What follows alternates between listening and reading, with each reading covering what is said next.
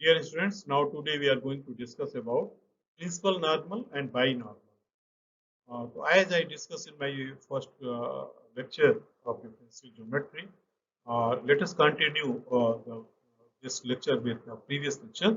Let P be any point on the curve C. If this is the curve, look, P, any point on the curve C, the plane through P orthogonal to the tangent at P is called the normal plane at P. Since the OP means osculating plane at P passes through the tangent at P, the normal plane is perpendicular to the OP at any point of the curve. Okay. The line of intersection of the normal plane and the osculating plane is called the principal normal at P. The unit vector along the principal normal is denoted by n. Already it is shown here. Okay. So how it is there in if we talk about the osculating plane. So osculating plane is made from osculation, and osculation means the many curve at one point. Mean tangent is common, but the curve are many, at least more than two. So the plane having contact of the order n is greater than or equal to 2 with L, if this is the L at M, L at M, then the OP osculating plane can be defined as the limit of a variable plane passing through 3 points of L as these points approaches M. Okay. Usually, a curve intersects the osculating plane at the point of contact. So already, all the three plane you can look here nicely. Okay, this is the normal plane, this is the osculating plane, and this is the rectifying plane. But in other form also we can view all the planes separately. Okay, this is the normal plane. You know, you look. Okay, this is the curve, and this is the position of T, N, and B. Okay, and how it is defined in the parametric coordinate system. Here it is written, let R is equal to xt, yt, zt be a vector Biot function that represent the smooth curve C for T belongs in closed interval AB, and let P is the point x naught, y naught, z naught be a point on C corresponding to R at T naught. Then the normal plane of C at point P is the plane spanned by n nt, n at T is toward this n at T naught, you can say n at T naught and B at T naught, and with the normal vector T at T naught, okay, at the initial stage. Okay, similarly, this is the rectifying plane.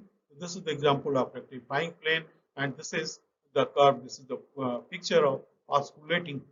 Okay, so these are the three type of the plane. This is you go through and revisit about other concept associated with these three planes.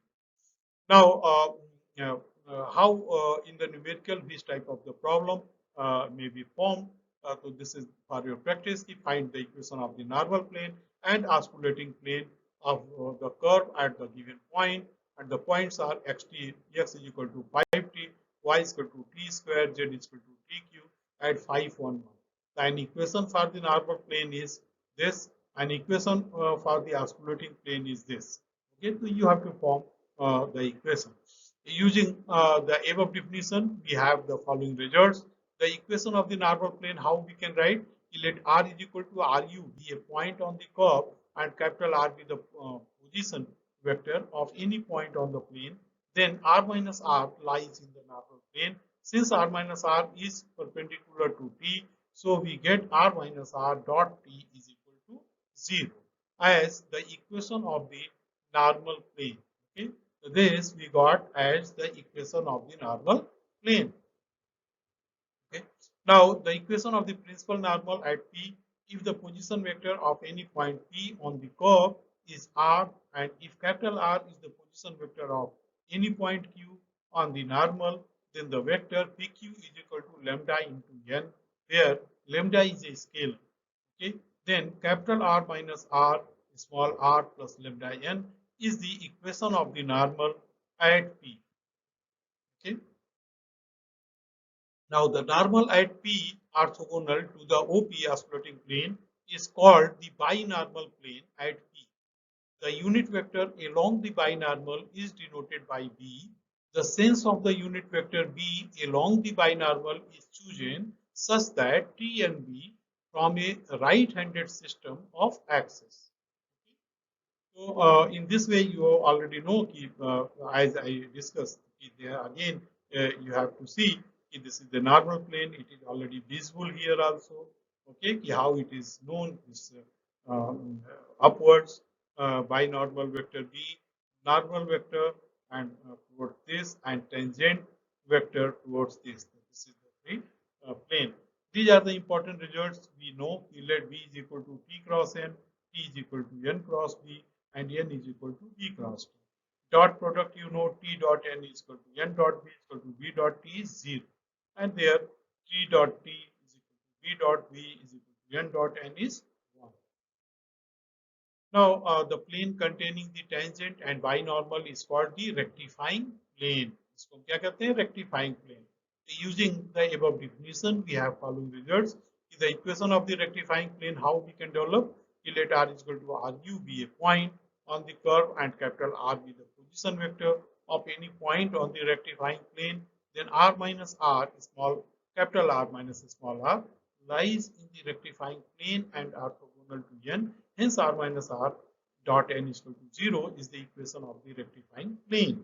Since the binormal is orthogonal to the osculating plane, so the equation of the osculating plane can be put in the form of R minus R dot B is equal to 0. So this is the important equation we have to remember. And the equation of the binormal, how we can develop? Let R is equal to RU be a point on the curve and R be the position vector of any point Q on the binormal. Then PQ is equal to mu B, where mu is the scalar. Then R is equal to capital R equal to R plus mu B is the equation of the binormal at. Now, the important fact is the differential geometry is the study of all using the method of calculus. Study by using the method of calculus. Properties of curves and surfaces depend only upon points close to particular point of the figure are called local properties. In some sense, the study of local properties is also called differential geometry. Those properties which involve the entire geometric figures are called global properties. And in big sense, the study of global properties are known as differential geometry. Now, this is for practice. Find the direction and the equation of the tangent, normal, and binormal.